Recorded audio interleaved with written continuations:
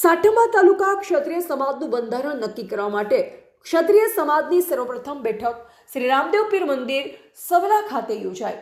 સાઠંબા તાલુકા ક્ષત્રિય સમાજની બેઠક અંગે માહિતી। સાઠંબા તાલુકા ક્ષત્રિય સમાજનું બંધારણ નક્કી કરવા માટે ક્ષત્રિય સમાજની સર્વપ્રથમ બેઠક શ્રી રામદેવ પીર મંદિર સવેલા ખાતે યોજાઈ। આ બેઠકમાં તાલુકાના આગેવાનો તથા યુવાનો મોટી સંખ્યામાં ઉપસ્થિત રહ્યા।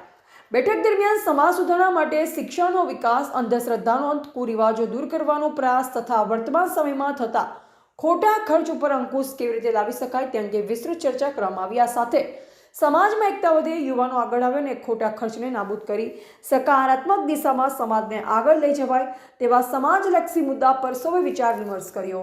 Reporter Sodha Parmar, Vishnu H.